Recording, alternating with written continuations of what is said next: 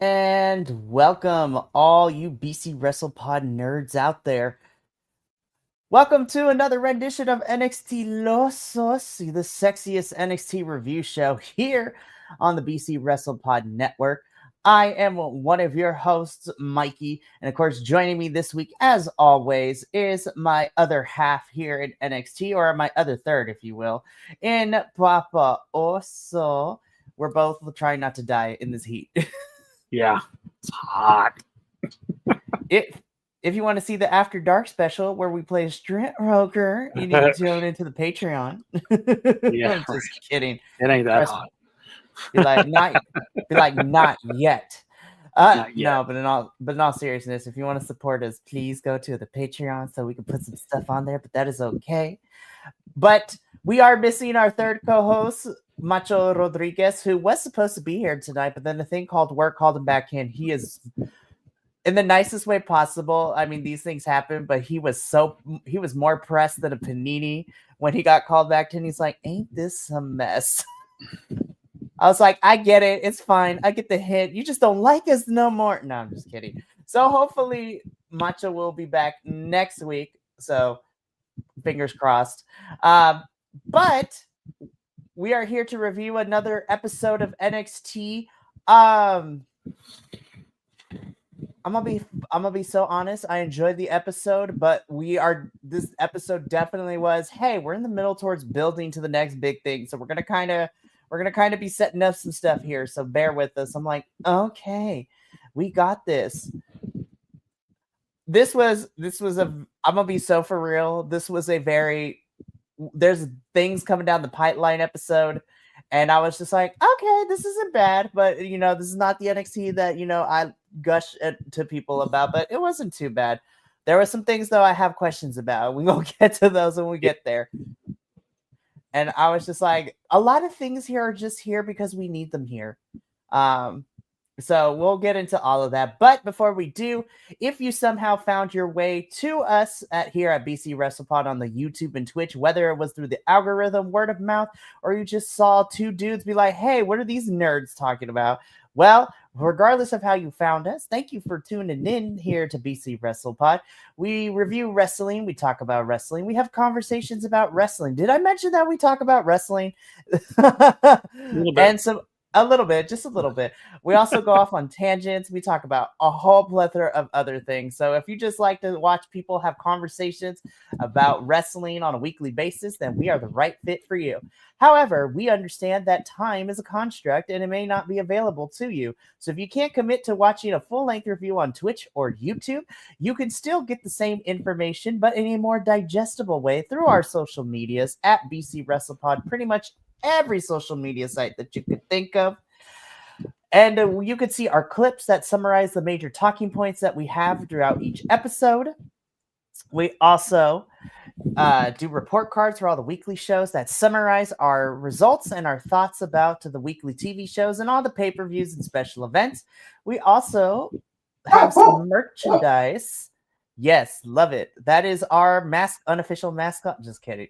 No, we also have some merchandise, and which I will be linking in the description below, or in the comment section, chat section, wherever you want to call it. So we have some really fun merchandise. We have merch for all of our review teams here at BC WrestlePod, as well as the special summer collection, our Pride 2025 collection, and our collection that is going to have proceeds donated to help fight off against what is going on in this country right now with, government overlords overstepping bounds, especially in the states where Latin populations are being taken. Without getting demonetized, y'all know where we're going with this. So please go ahead and get yourself something nice. But with that out of the way, let's just jump straight into NXT because I have thoughts on everything. So again, we find ourselves about, let me see if I did the math correctly in my notes section. Yep, just needed to make sure.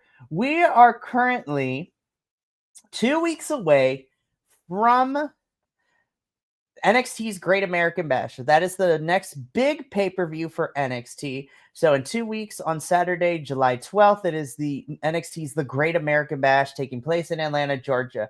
So once again, we find ourselves not only building to Great American Bash, but we also have the double duty, at least when it comes to our women's division. They're also building up towards a match happening at the pay-per-view Evolution 2, which is an all-women's pay-per-view for WWE.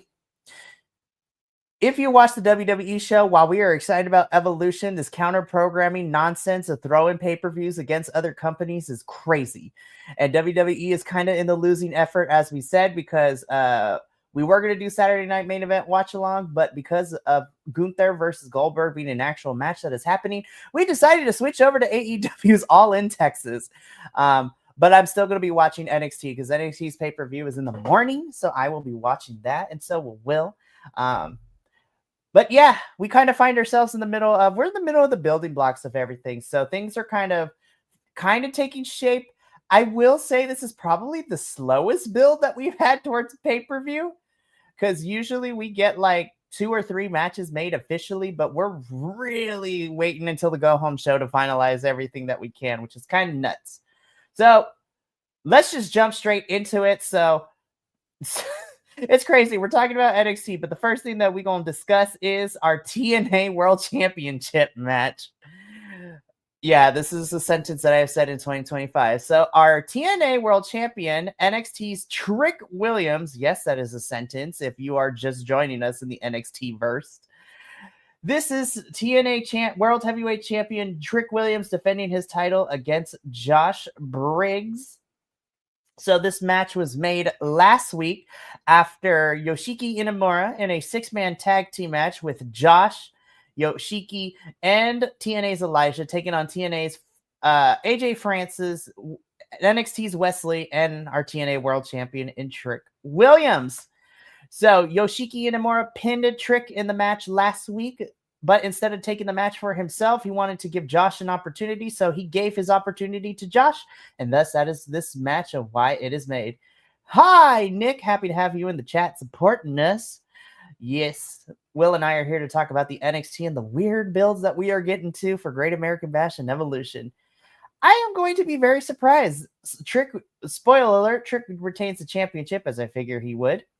I was very surprised to see that Trick actually won this. I was waiting for more first class shenanigans to come out, as we have seen. Surprisingly, though, Trick has beat Josh cleanly, which is kind of, on the one hand, I was like, okay, that's kind of cool. On the other hand, I was like, you've been building this first class and Trick Williams like relationship, and now is when you're gonna pick for Trick to win on his own. I'm like, okay, sure, that's fine, I guess. I mean, Will, we talked about this since Trick has won this title since Battleground and his multiple appearances on NXT and TNA.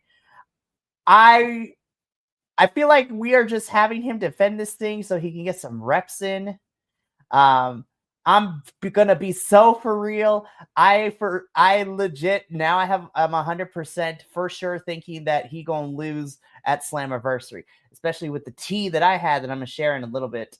Nick, that is a good question. Is Trick legit a heel now? Technically, yes, but we don't like the direction that he's heading. We have missed.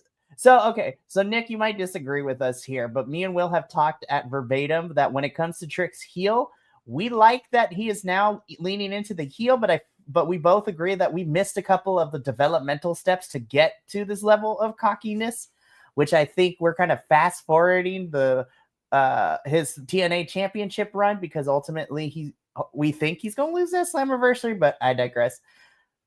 Match is fine. I mean, it was just to get another defense in, so that is okay. Will, what did you think about this match? And then we're going to both talk about what happened afterwards. I mean, it was all right. Again, it's not a match that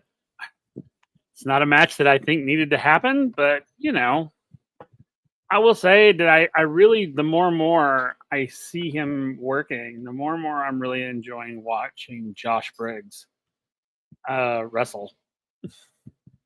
And I thought, it was great because he's starting to create. I guess he's starting to build himself as sort of like the strong man, because he was like catching Trick and just been like, "What? Is that all you got?" And then he's hitting him as like, "Bring it on." And it's like, okay, so they're trying to make him out to be like the bad dude, which is cool, like, and I think that's neat. I think that's good for Josh Briggs. I don't think this match was necessary. I don't. I thought it was kind of a throwaway. And I don't know. Maybe that's what they're doing with Trick, trying to get him some street cred, just trying to get a few wins under his belt before he loses it. But I mean, because we all know that's coming. I don't know. I didn't hate the match, but I just didn't really know. I didn't understand the purpose of it. That was my truly. I just, give me a story here. I mean, why? Other than just, oh, I want to go against you for the belt. Is that it? I mean, is that truly it? Because I mean, I really think that Josh has a legit build. I think he's been building. He's been rediscovering himself, reinventing himself, and excuse me. And I just don't feel like this was a legitimate thing. No. And here's the thing. So Nick, to catch you up in all of this too. So this is where this is Trick's trajectory since the beginning of this year in January. So beginning of the year, Trick was still NXT champion, men's championship less. So he had he had 3 chances so far this year to take the title from Obafemi, whether it was one-on-one or in a triple threat with Eddie Thorpe, who was also running around that scene towards the beginning of the year. So Trick had 3 chances to win that championship. He could not get it done. And so then we moved Trick away from Oba, and he had a small feud with Eddie Thorpe, which, started to get from Trick being tied this whiny baby face, leaning into being a whiny heel. And then him and Eddie actually had a pretty okay feud, which was like 2 matches in which Trick ultimately won. Then he became whiny again because he wanted another shot at the NXT championship. Oba was like, no. So then we had Trick go after Joe Hendry and TNA because he was popping in after WrestleMania as well, which kind of started that Trick and Joe Hendry feud. Trick began popping up over in TNA, messing with Joe Hendry. He popped over at TNA Rebellion back in April by beating up Joe Hendry after the main event of that pay-per-view. Joe Hendry will return the favor. These two would be going back and forth, messing each other up on their respected shows.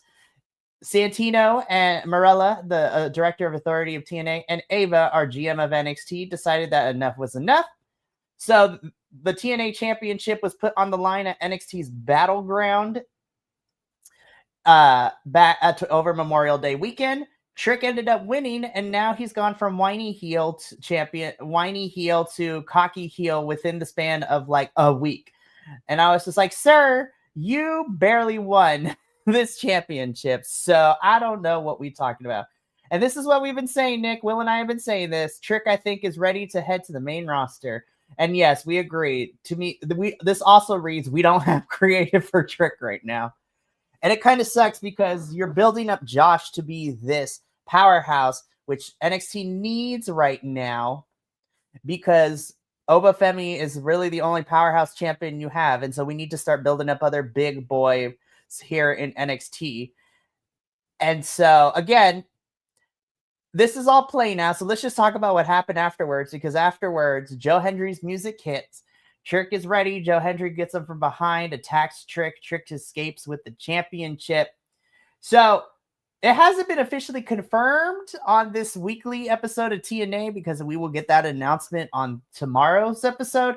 But TNA broke the news that Joe Hendry has enacted his rematch clause. So he is getting his rematch against Trick Williams for the TNA World Championship at Slammiversary, which I was just like, cool. However, where I think is going to be the interesting thing is last week on TNA, we had Mike Santana call his shot too for the TNA championship, because once he's because he wants to get his hands on First Class after First Class messed up Mike Santana's shot at the TNA Championship against Trick on NXT a couple of weeks ago. So I think we get a street fight between him and AJ Francis, which I'm assuming Mike is probably going to win. But Mike has made it well known he wants his match. He wants the chance at that championship because First Class messed it up for him. So I would not be surprised if this becomes a triple threat. And I'm going to be honest, I love Joe. I would love to see him get this title back. However, I am on the Mike Santana train right now, and I want to see Mike hold this championship. I think Mike should be holding this thing on, and Leon Slater should win the X Division Championship. Tune in Friday for our thoughts on TNA. But yeah, it's really hard because we're balancing these multitude of storylines in two different companies, and it's kind of getting messy. So I think Trick drops the title. He needs to go to main roster. Nick, with the unpopular opinion, just bring Trick up to the main to help out Mello. Let them both get over on their own in the tag division and then work their way up. I mean, yeah, because Mello's also struggling on the main roster right now because he is also not really doing a lot right now, which is not fun. Yeah. Yeah, Kilt, things are messy in this story we're telling with Trick being TNA champion. So we get a rematch between Joe Hendry and Trick Williams at Slammiversary. Later in the show, because Trick Williams is running scared, he asks the High Rise, which is Wesley and the tag team of, Tyson DuPont and Tyreek Igwe, to kind of handle Joe Hendry next week because Joe and Wes are going to have a match. We'll see how that goes. But overall, we're kind of over it. I would like to take a moment of silence in this episode because we were all subjected once again to Lexus King's paint on beard. Anyways, so in this little segment, we have Miles Bourne talking to some NFL players, I'm assuming, and Lexus King coming in to try to talk to these NFL players, and Miles, Lexus King playing up the fact that Miles is partially deaf, and Miles is like, I can hear you. We all can hear you. I'm just choosing to ignore you and your painted on beard, Lexus. Nobody needs to see that. Essentially, this little backstage segment is to set up that we are getting Miles and Lexus next week. Yeah, well, we were subjected to this horrible paint on beard once again, and I'm just like, I don't want to see it no more. Like, nah. We survived this week. I was like, no more. No more. This was just to set up a match that's going to happen next week between these two, so we shall move on. Charlie's getting on my nerves right now, and I'm going to tell you why. So in this backstage segment, we get the remainder of No Quarter Catch Crew, where the camera pans into a TikTok video of Tavion getting some sort of work done, like a chipped tooth, a broken nose, something like that. And Tavion is just like, listen, Charlie, you know what? You did this on purpose. Like, we went too crazy during training, and you broke myself. You broke my face in it because you know that I'm going to beat you and I'm going to go out on my own. And I was like, you go, Tavion. You talk your mess. Poor Ren, man. She's just like trying to hold everybody together. I'm like, baby girl, you need to let it go. Like, it is time to let everybody go fly. You and Charlie can still be a thing, but I think Tavion needs to be on his own. Miles has flown the coop. Tavion needs to do the same thing. Spoiler alert, that doesn't happen tonight, but I hope it does eventually.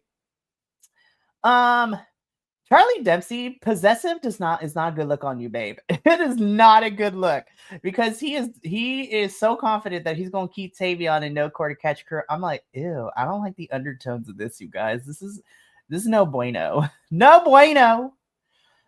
I was like, ew, I don't like this. It's making me feel things. I don't like this at all. So this is a prelude to set up what we are going to get later in the evening, where Tavion is going to be taking on Javon. If Tavion can beat Javon Evans, then he will be able to leave No Quarter Catch Crew just like Miles did after beating Charlie Dempsey in a rounds match. Spoiler alert, that does not happen. I will say, though, outside of the main event, this was also one of my other favorite matches of the entire night. Javon Evans versus Tavion Height. I hated the mask thing, not gonna lie. It was kind of dumb. It wasn't even a regular like facial mask to protect somebody who is like protecting face injury. It just looked like, I was like, what in the chocolate bane is this? Like, what is happening? But I digress. Yo, this match went ham though. Javon flying everywhere, Tavion throwing Javon everywhere. These two are and Will, you said something in our conversation earlier today too. I was like, I didn't think of them as a tag team, but I want to see a Javon and Tavion tag team. They would tear it up. Oh, this match was so good. So good. Will, what did you think about this match? I thought it was amazing, actually. They're actually two of my favorite wrestlers right now. And it was really exciting to watch them wrestle together. And that's when I was like, holy crap, they would make a great tag team. I mean, really, with sort of Tavion's like strength and agility and Javon's just bounciness, man, they could be unstoppable. Oh, absolutely. I loved it though. Yeah, this match ruled so much. I think this match highlighted both Tavion and Javon's strength. Javon to me is NXT's version, and I take this as a compliment. If we truly get a TNA and NXT's Worlds Collide, Javon is the Leon Slater for NXT, in my opinion. Like, he's really good. He's improved so much, and they're both so fairly young. Javon is 20, and I think Leon is 21, 22, so they're barely scratching the surface, which is crazy to think of. And then Tavion is also younger in the 20s as well. So I'm like, yeah, but I need a Javon versus Leon Slater match like down the line at some point, because I think that match would go hard. But unfortunately, we could not keep the celebrations going for long because Javon then gets laid out by our LFG Season 1 men's winner in Mr. Jasper Troy. I was just like, we're coming it back because these two had exchanged words last week on NXT. And so Jasper's just like, I'm going to just punch Javon. I'm like, no, I'm tired of seeing Javon get punched down. Like, let him have his moments. Like, damn, everybody just I was like, what is it in NXT right now over the last like 2 months? Everybody be killing the vibes. No, everybody don't like the vibe people. Like, what is happening? Anyways, Jasper, we're going to talk about you. We're going to talk about you later. We're going to talk about you later. Because I'm like, again? But, we'll get there when we get there. This was my P-break match. Listen, I love me some Ricky Saints. I do. But this was the P-break match. This was Ricky Saints versus Ashanti the Adonis. I will say, I truly did love in Ashanti's entrance that he literally had a Venmo barcode on the front of his overalls that you could actually scan to donate money to his Venmo, which is kind of wild. This was this is here match because we need a placeholder for it. I was not excited about this match. We already knew Ricky was winning this one because he has bigger fish to fry and All Ego Ethan Page, which we're going to talk about in a little bit.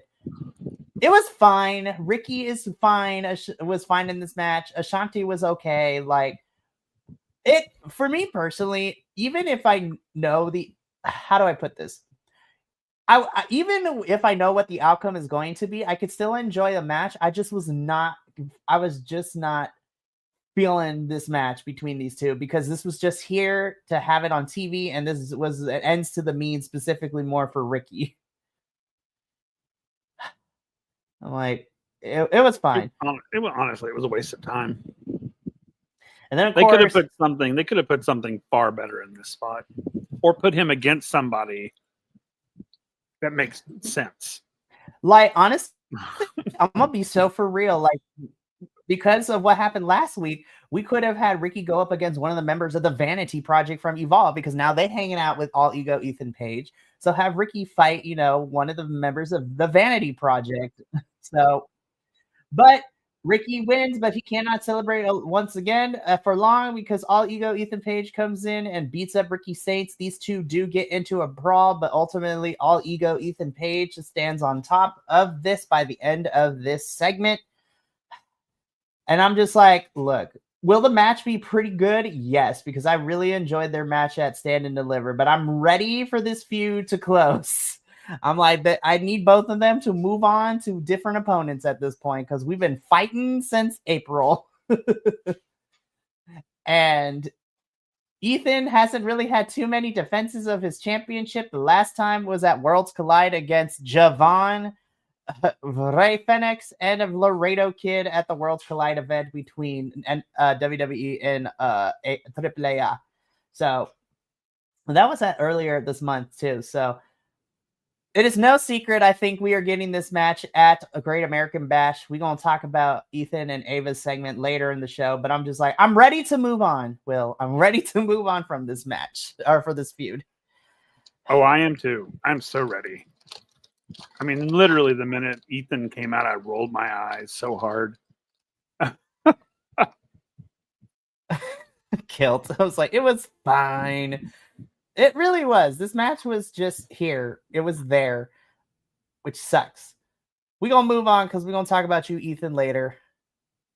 I'm going to be so for real. I forgot they existed until we got this. I was just like, y'all made such a big deal about these four tearing up NXT, and we have not seen them in like weeks. Like, why? Like, is somebody hurt? Did they do something up backstage that made one of the producers upset? Like, why have they not been on television? And to quote Nick earlier, I was just like, we don't have creative for you guys. So I'm just like, I thought we were going somewhere with that. Yeah. It was like, sorry, that was my bad. I hit the wrong button.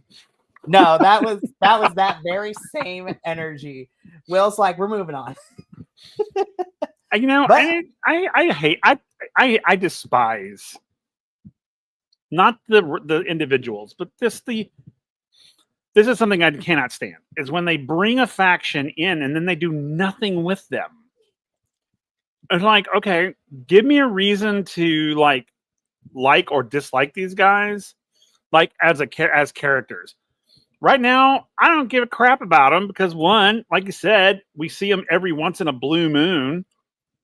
All of a sudden, it's like something's happening, and all of a sudden they get all dark and mysterious and talk about, "Ooh, we're going to come in and destroy things," and then they disappear. Then months later, they pop up again. It's like, what frustrates me about Dark State is the fact that the reason why this group was put together is because this is basically disgruntled employees, the faction, because these are people that weren't getting a fair shake. They weren't getting the time, but they wanted to disrupt NXT, which I was like, on paper, cool. That sounds fun. But the execution has been lame. Now, I thought we were going somewhere after they had to beat the D'Angelo family at Stand and Deliver. And I was like, ooh, okay, we got this. And then they kind of were wrestling and then they disappeared. I was like, we need something for them to do. Like, we're moving on because I have nothing else to say. I was just like, they pop up once again to cut the same promo that we've been getting things. I was just like, they be planning. I'm like, planning what, y'all? I was like, are you planning this luncheon that we about to have? Like, what's the tea? Like this, I guess so. I love you, NXT, but I get frustrated with you because you just have ideas and then we don't know what to do with them. So then you take them off TV and then they pop up and then I'm like, oh my, I forgot you were here. Still hate the direction we're going in. And then you disappear again. Let's go. We move on to, so I'm gonna start with this bottom picture first because me like this. Oba Femi gets on the mic. I have grown to love Oba. I love him as NXT champion. He's fantastic. But I am ready. He said in his promo, he has decimated not one, but two rosters of two different companies. He has taken out pretty much everybody in NXT. He's taken on and beaten some of the TNA stars. And so, but he wants to be a fighting champion. And so then Yoshiki Inamura comes out and I was like, yes, I am here for this. It gives us something new. Now we're actually getting to see Inamura be involved more because remember, the biggest problem we had with him leading into Stand and Deliver when he came at the beginning of the year, he didn't really wrestle that much. And it wasn't until we were told that he was leaving to head back to Japan, and then his reappearance at Battleground, that he was back in NXT. And so Inamura's just like, I love NXT. You know, I came here from Japan to learn more about wrestling. I want championship golds. I love the passion here. I love the fans. You are a great champion, and I want to fight you. Obafemi's like, you may want to rethink that because I don't know if you're ready. And Inamura's like, I am ready. And I was just like, yes, I am here for this matchup. And then Jasper Troy lays poor Inamura out, and then we get this face-off, which leads into a match between Inamura and Jasper Troy in a number one contendership match. Winner will go on to face Obafemi for the championship at Stand and Deliver. And I'm just sitting here, and I'm just like, I know Jasper is probably going to be built up to be a monster eventually. You know, I'm here for that. We need more monsters in NXT. He had a shot at the championship not too long ago. I want to see somebody new face Oba. And if that's Inamura, then let it be Inamura. But something tells me I don't think that's going to be the case. Oh, it's so frustrating to me when it happens like this. So here's where... So I want to get on my soapbox for a little bit, and then we can move on to the next section. And then I want to get Will's perspective in a little bit. But here's my biggest issue with NXT right now, and this has been my biggest issue overall with WWE in general as of late. I know that WWE product, I have come to learn and understand that long-term storytelling, if you are not Roman Reigns or Cody Rhodes or, you know, these big-time stars in the company, these feuds and the long-term storytelling do not really exist here, which is fine with me. I've come to accept that. But focusing solely on NXT right now, my biggest issue with NXT is that you want to have especially with Obafemi, you want him to be a dominant champion, which I'm okay with. We need big powerhouses like Oba, Jasper Troy, Josh Briggs. NXT in the men's department needs those big monsters to be built up, which I need. The problem is that Oba has beaten Jasper. He's beaten Josh. Oba has beaten almost every other man on this roster. Wesley, all the bigger men's names on the NXT roster right now, Oba has beaten. He's beaten Trick, Eddie Thorpe. He's beaten some Joe Hendry, TNA stars. Like, he's done all that. And now all you have left, you have Inamura come up to step up, which is cool. But my worry is that it's just a one and done. If Inamura goes on to Great American Bash, he's going to lose. And then, you know, who does Oba have left to face? Like, for real. Like, who does he have left to face? Now, then you have Jasper Troy, who, again, I would not mind seeing Oba and Jasper have a rematch because their match for the championship was great. The problem is that you shot yourself in the foot because Jasper challenged for it so soon in his like second or third match on NXT, and he lost to Obafemi.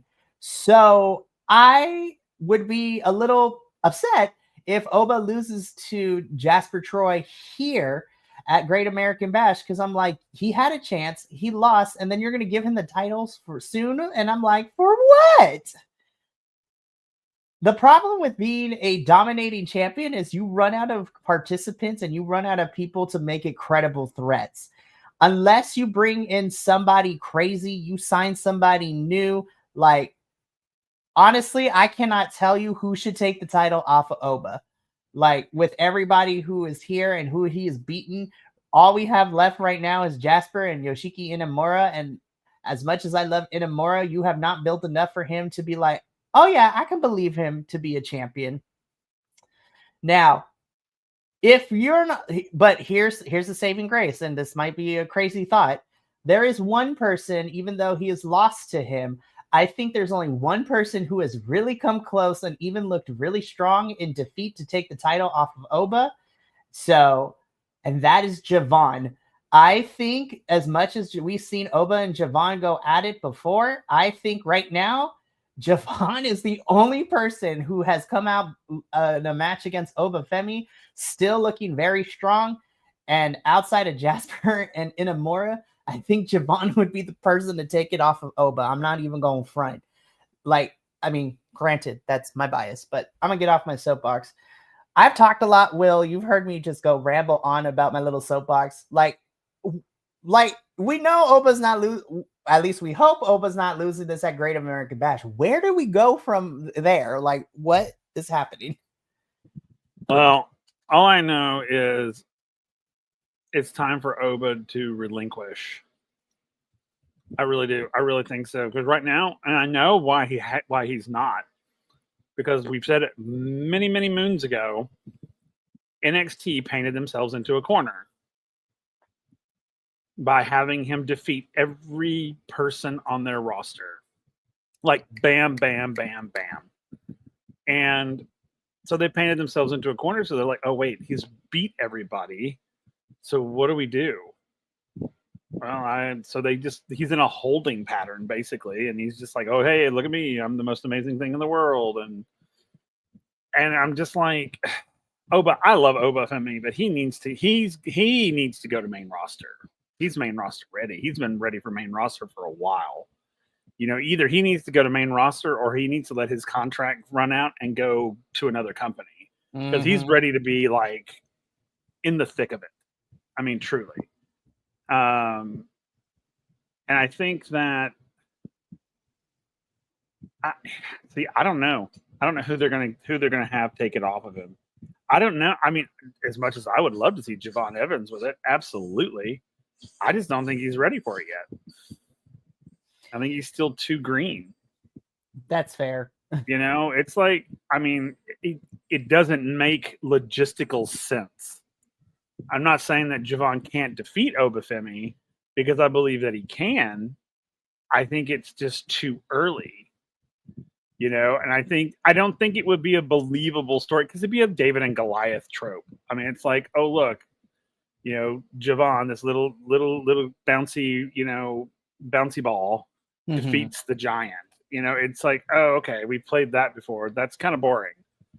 You know, I'd rather see Javon fail. Someone else takes the title, and then Javon eventually is like comes into his own. And he's like, this is who I am. I'm the man. Now I'm here to take it. Because I think that right now, Javon is, first of all, an amazing wrestler. Two, I don't think he has the story for it yet. You know, I think right now it's just, he's so, he's like the teenager that wants to fight everybody, you know, and I don't think the weight of a championship makes sense to him yet. Like that's not a dream. I mean, it's a dream, obviously, because it's every wrestler's dream. But I don't think that in where he is currently, because you know, when you're going for a title, it's a commitment, and I don't think he's there yet. I think we need to see a Javon storyline where his eye is on the prize. Right now, it's not. It's on, I want to defeat you, or I want to defeat you, or I want to defeat you, and I happen to get the title. Yay. But I think it needs to be like, he's like, you know what? It's my time. I'm going after this title. 100%. You know what I mean? And I think also, I mean, and if he wants to go for a title, then take the one from Ethan Page, you know, or you know, one of those other ones. Mid-card champ for a bit, yeah. Yeah, and be a hold that belt in your hand and kind of become a champion, and then set your eye on the big prize. I think that because I think Javon would be a great champion. I think he would. I think he'd be a great belt holder. I think he could. I think he'd be great. I just think right now he's just young. He needs a little bit more maturity behind him, I think. I agree with that. And again, Jasper and Inamura will be facing off next week. Winner goes to face Oba at Great American Bash. So we shall see what that entails. Backstage, we are fighting for the custody of Tatum Paxley. So first, I'm not even gonna lie. If they could put their differences aside, these four would be a crazy faction. Not even gonna lie. So Izzy gifts Tatum a doll. and tells her, is being friendly and nice to her, and tells her, to be in her corner for the match. Soul and Zarya come out and they're like, girl, she's playing with you. Tatum seems to be getting closer to Izzy, who then meets with the remainder of her crew. And, Izzy's in the main event for the Eliminator to face JC at Evolution for the NXT Women's Championship. And then the rest of the faction and Sean Spears, and they're like, hey, we have championship goals too. And so Izzy leaves with Tatum to go get ready for what's to come later. I'm just going to keep this brief and short. So I was bummed to hear that Noam Dar is injured yet again. So he had to relinquish the Heritage Cup Championship, which I was just like, no. I was like, we just got him back. So Stax was going to face Noam Dar, but now it becomes, Noam Dar's not here. So we just gonna have a fight. Tony D'Angelo gets inserted into this match to fight Stax because why not? So, the match itself, I enjoyed it. I figured shenanigans were going to continue to happen. Tony D'Angelo just keeps having the worst of luck because Luca Crucifino keeps accidentally costing, and I put those in air quotes, accidentally costing Tony D'Angelo wins here. So, no spoiler alert, Channing Stax Lorenzo is your new NXT Heritage Cup champion. Cool. I'm not mad at that because I think Stax could be a fun Heritage Cup champion to see what we do with him. I just hate that he is still within the orbit of this whole feud between him and Tony. Tony punches Luca Crucifino afterwards and is like, I'm done with you. I'm like, sir, you've been saying that every single time you blame Luca for something bad going on in these matches. I was like, pull the plug. We need to be done with this whole story. I am so over it. I'm over it, Will. I don't care. I literally am like, oh, it's these two again. Okay. Then I was kind of hoping that neither of them would win the cup. It ended in an entire draw. I'm just like, this is ridiculous. This whole whatever the hell this is it's been drawn out enough. It's time to move on. It is time to move on. Be done. You know what? Tony, I love Tony. I think he's fantastic. And I think he just needs to be like, you know what? Deuces, bitches, and get out. Seriously, go do better things. Honestly, this is not, whatever this is not elevating him in any way.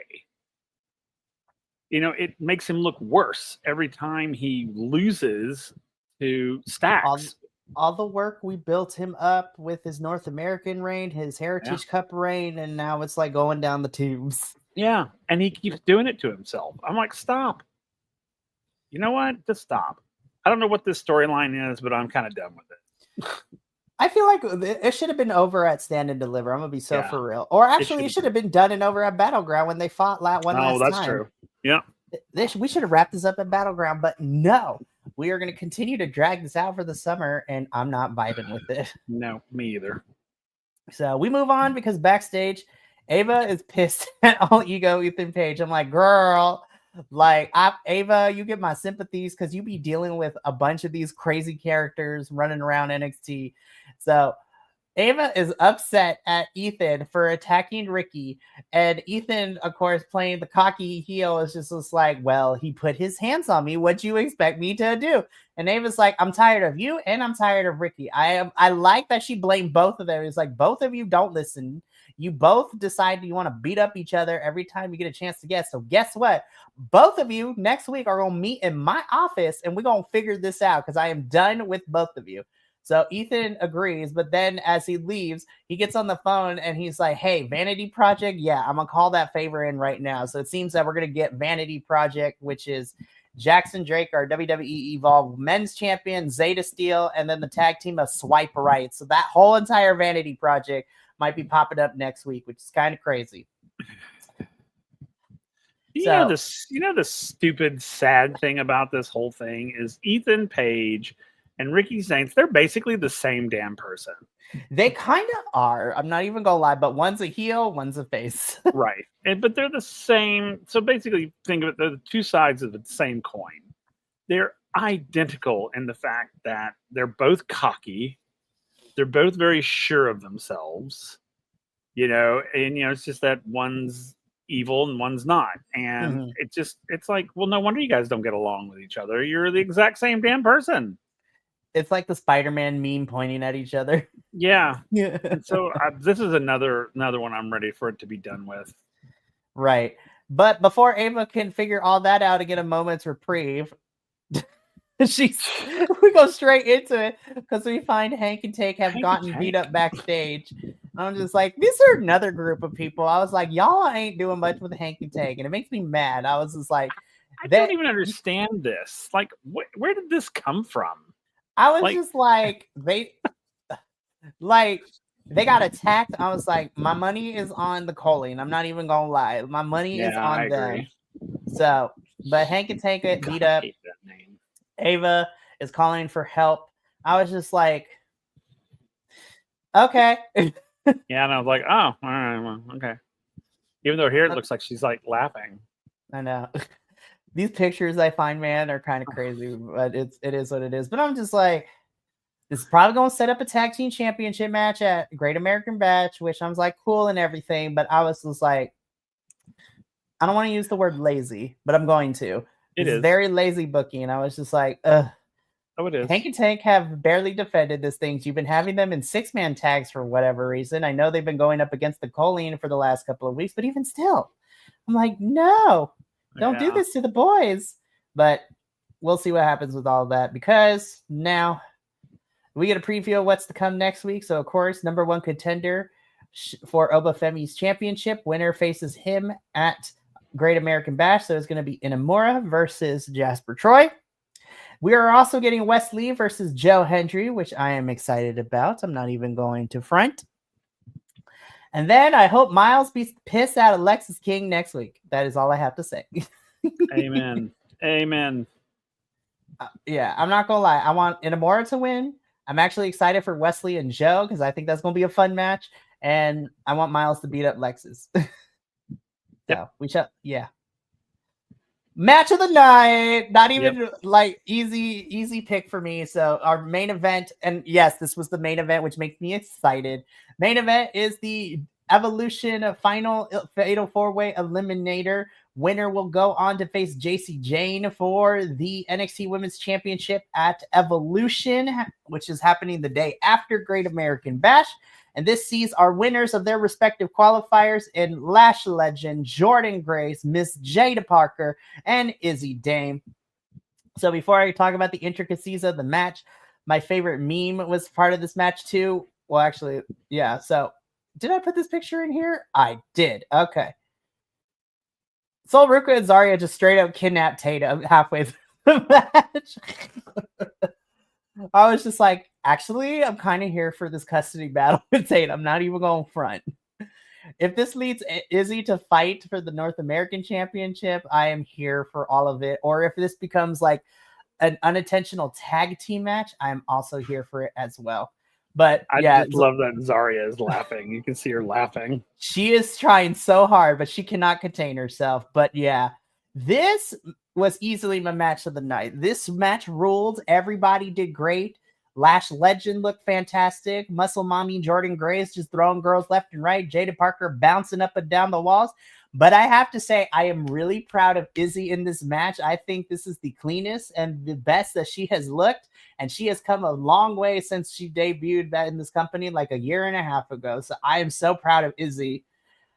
Yeah, but this match was fantastic. Of course, my favorite spot was towards the end where Jordan Grace was the power base of the Tower of Doom spot, throwing all three women from the top turnbuckle onto the mat.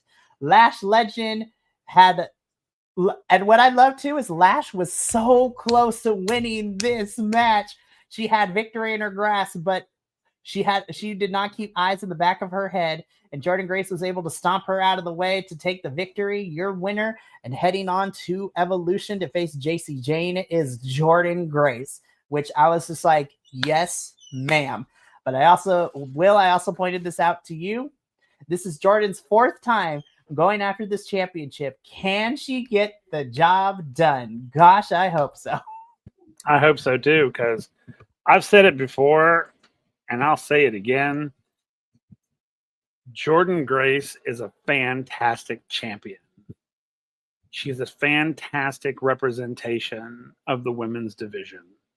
I'm not saying like Lash Legend couldn't do it, Jada Parker couldn't do it, but Jordan Grace, she just, and dare I excuse the pun, but she has the grace of what a champion needs to be.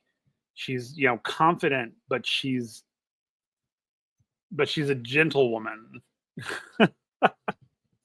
When I talk about like the gentleman wrestlers, she's like that. She makes, when she was the TNA champion, I mean, it was like, I think it was like the golden age of the time period in which I was here for that. I think that was like golden age, because when she was for the women's division, because when she was champion, I mean, women's division was popping, and it was because of her. I mean, and I'm not giving her full credit for it, but she was a champion that people aspired to be.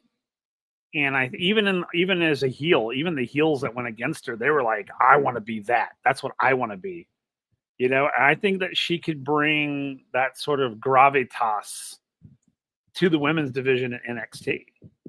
And I'm not saying she has to keep it for very long, but I think long enough to put that sort of spin on the women's division here. That idea that, yeah, women are sometimes better than the men. And there just needs to be that sense. And I don't think our women's division has had that sense, that idea of what a champion is. Like, I like JC Jane, don't get me wrong, but when I look at her, I don't think champ. I think, badass chick with a belt, but I don't think of her. When I think of the women's division championship in NXT, I don't think, Jessie Jane. I don't. And that's not nothing to do with her. It's just the character that she's built. And it, to me, is just not it. So I'm really hoping that Jordan Grace can take it from her and kind of bring some gravitas to this title. So yeah. And I love, and I thought Lash was going to win too, and I was so super excited. And then I was like, but Jordan, my girl, she won. So I was like, Lash, don't you worry, you'll get your chance, girl.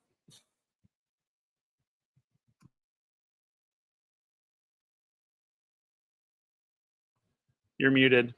Can't hear you. Lovelet. I knew that. Not really. No. I want Jordan to take the title from JC, but in the event that she does not at Evolution, my biggest hope is that we need to start building up now with Julia, Stephanie, Roxanne. Like, now that our girls, those girls who've been carrying the division for the last year and a half or so, are now up on main roster. Now it's time to start building up your next main title pool of talent. And to me, that's Soul, Zarya, Lash, Kalani. We need these girls to start getting into the main title picture scene. And then in the mid card, I would say Jada, Thea, Tatum, Izzy.